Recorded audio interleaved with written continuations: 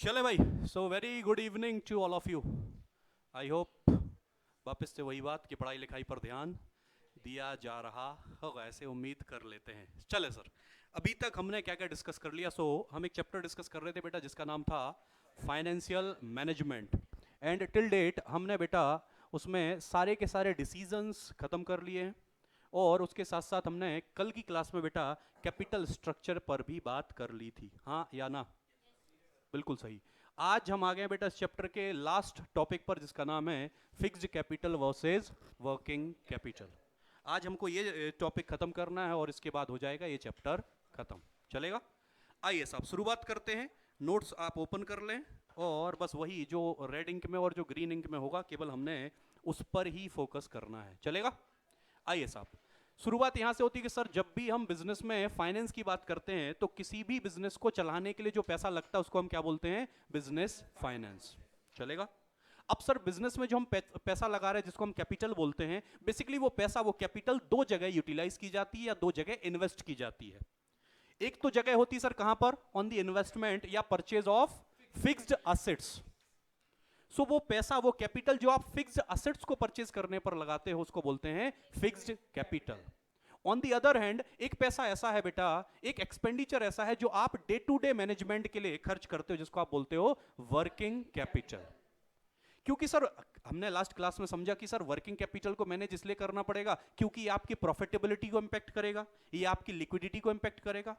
On the other hand जो आपकी fixed capital है इसको हमको इसलिए मैनेज करके चलना है क्योंकि सर एक तो इसमें huge amount of money involve होगा, दूसरा सर ये पैसा आपका लंबे समय के लिए जा रहा है। तो कभी कभी बेटा फिक्स्ड कैपिटल को हम ब्लॉक कैपिटल भी बोलते हैं क्योंकि इसमें आपका पैसा क्या होने वाला है? ब्लॉक होने वाला है। अरे हाँ या ना? So in this topic we are going to talk about the management of fixed as well as working capital. हम ये देखेंगे कि सर फिक्स्ड कैपिटल और वर्किंग कैपिटल की कब कब किस किस बिजनेस में जरूरत किस हिसाब से होती है। सो आइए सर एक बार बात कर लेते हैं और डायरेक्ट आ जाते हैं sir management of fixed capital जो आपके नोट्स में आपको दिख रहा होगा। मिला? आइए साहब, मैनेजमेंट ऑफ फिक्स्ड कैपिटल में एक टॉपिक है बेटा factors affecting the requirement of fixed capital. Sir मतलब कुछ ऐसी बातें हैं, कुछ ऐसे फैक्टर्स हैं जिसके ऊपर फिक्स्ड कैपिटल की रिक्वायरमेंट डिपेंड करती है। सर उससे हमें यह पता चलेगा कि सर फिक्स्ड कैपिटल इस केस में ज्यादा लगेगी या कम लगेगी। सर यहां से क्वेश्चन कैसे आएगा? सर यहां से डायरेक्ट क्वेश्चन नहीं आएगा, यहां से आएगी केस स्टडी। और केस स्टडी में आपसे सिंपल सा क्वेश्चन ये पूछा जाएगा कि आप केस स्टडी को पढ़कर ये बताएं कि यहां पर फिक्स्ड कैपिटल की या वर्किंग कैपिटल की जरूरत रिक्वायरमेंट ज्यादा है या कम है। तो आपको सिंपल सा केस स्टडी को पढ़कर ये डिसाइड करना पड़ेगा कि weather company require more working capital या मोर फिक्स्ड कैपिटल या लेस वर्किंग कैपिटल या लेस फिक्स्ड कैपिटल। इस तरीके का क्वेश्चन आएगा। सो हम डायरेक्टली इसलिए वहीं पर आ गए हैं। अब हम देखते हैं कि सर कौन से फैक्टर्स हैं जो फिक्स्ड या वर्किंग कैपिटल की रिक्वायरमेंट को अफेक्ट करते हैं, इंपैक्ट करते हैं। सबसे पहला क्या लिखा है बेटा फिक्स्ड कैपिटल में? सबसे पहला लिखा है बेटा नेचर ऑफ द बिजनेस। मतलब सर मुझे मेरे बिजनेस में फिक्स्ड कैपिटल की जरूरत कैसे डिसाइड होगी? मेरे बिजनेस का नेचर क्या है, टाइप ऑफ बिजनेस क्या है।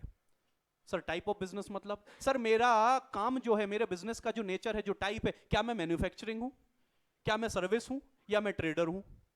सर अगर आपका बिजनेस मैन्युफैक्चरिंग होगा तो आपको फिक्स्ड कैपिटल, क्योंकि आपको प्लांट एंड मशीनरी ज्यादा चाहिए, आपको इक्विपमेंट्स ज्यादा चाहिए।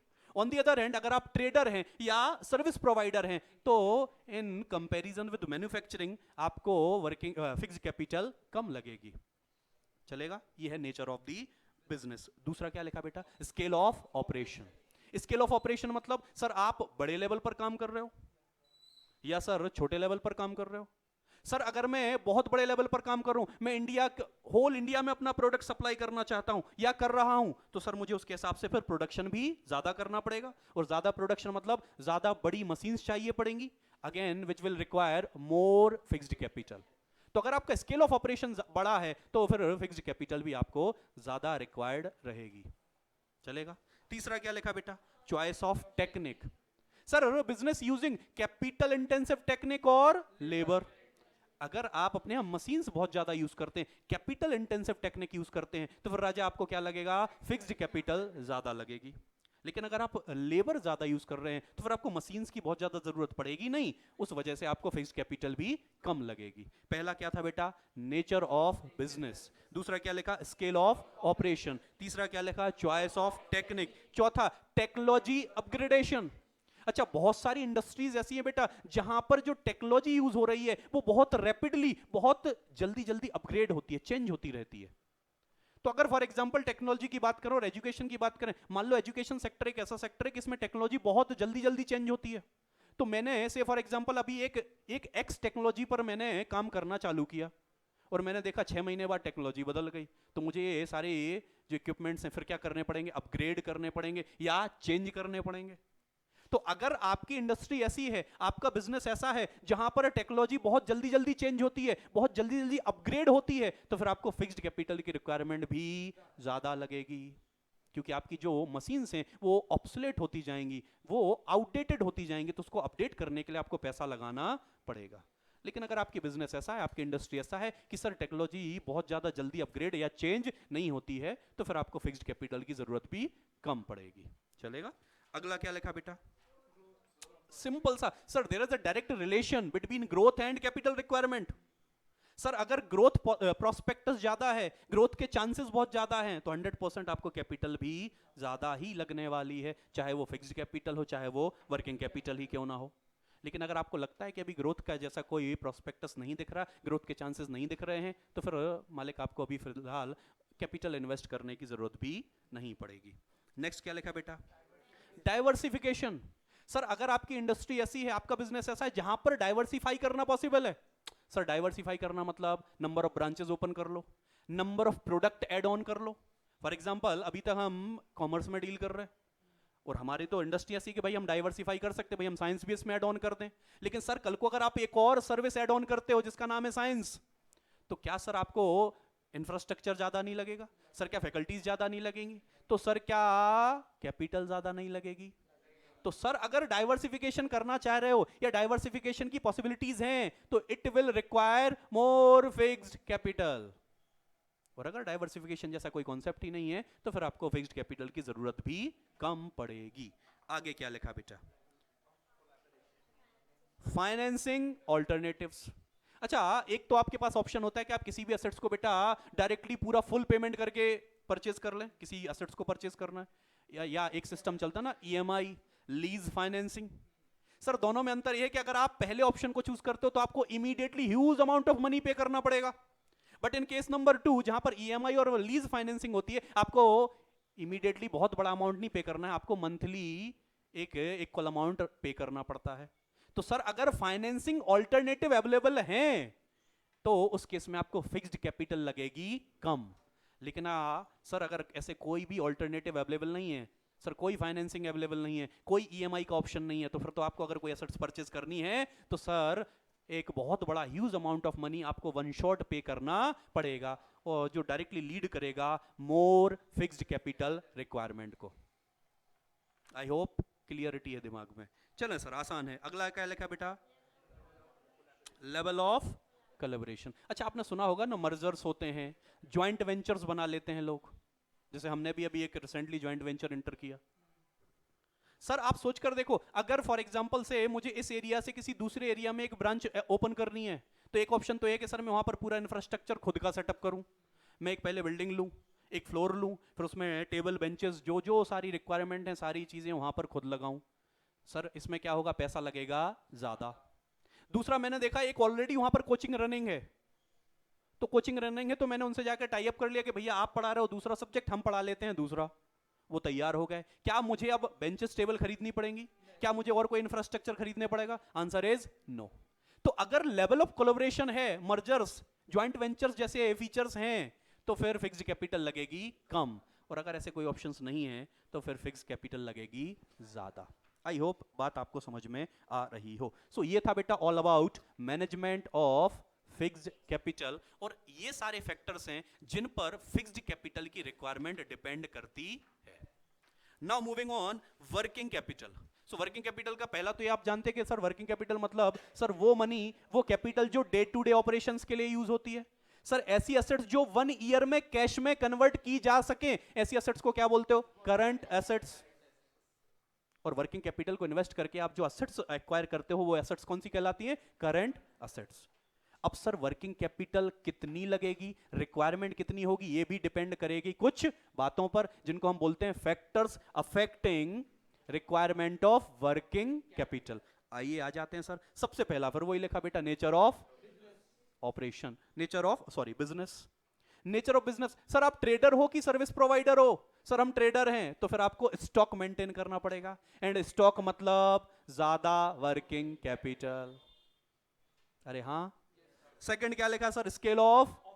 अगेन बेटा मेरा बिजनेस में बड़े लेवल पर करना चाह रहा हूं, तो सर आपको ज्यादा स्टॉक रखना पड़ेगा, आपके ज्यादा डेटर्स होंगे, मतलब सर ज्यादा working capital. Scale of operation अगर बड़ा है तो वर्किंग कैपिटल भी क्या लगेगी? ज्यादा लगेगी। और स्केल ऑफ ऑपरेशन छोटा है तो sir it will require less stock, less debtors, और इसका सिंपली मतलब होता है लेस वर्किंग कैपिटल।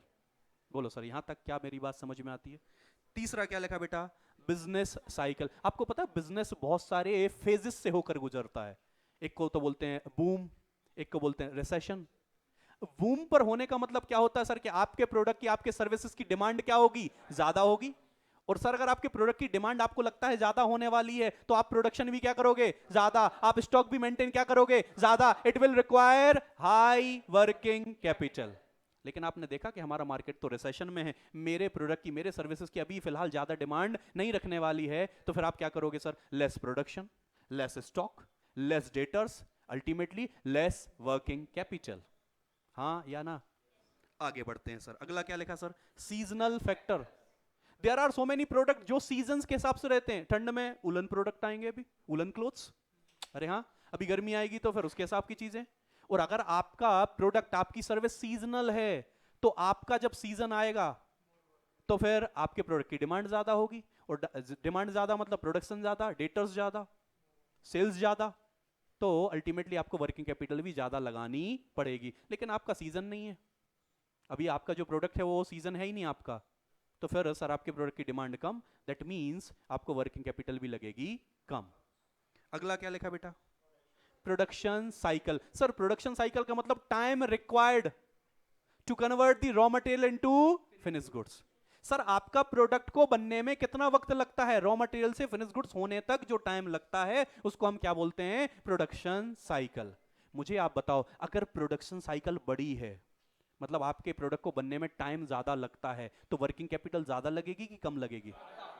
सही जवाब ज्यादा। क्योंकि सर आपके प्रोडक्ट को बनने में जितना ज्यादा समय लगेगा उतने ज्यादा समय के लिए आपका पैसा फंसा रहेगा, और अगला नया प्रोडक्ट बनाने के लिए फिर आपको नए रॉ मटेरियल खरीदने पड़ेंगे, तो it will require more working capital. चलेगा? अगला क्या लिखा बेटा? Credit allowed. हर एक बिजनेस की बेटा क्रेडिट, उधारी देने की पॉलिसीज होती हैं। से फॉर एग्जांपल कोई 15 दिन के लिए क्रेडिट देता है, कोई 30 डेज के लिए देता है, कोई 45 डेज के लिए देता है। मुझे आप बताओ, आप अगर अपने कस्टमर को, अपने कंज्यूमर को ज्यादा क्रेडिट देते हो तो वर्किंग कैपिटल ज्यादा लगेगी कि कम लगेगी? आंसर ज्यादा, क्योंकि आपने आज उसको प्रोडक्ट तो दे दिया है लेकिन उससे पैसा आने वाला है से 30 डेज बाद। अच्छा 30 दिन आप इंतजार तो करोगे नहीं, नया प्रोडक्ट बनाना है, नए प्रोडक्ट को बनाने के लिए नया रॉ मटेरियल चाहिए और उसके लिए चाहिए ज्यादा पैसा।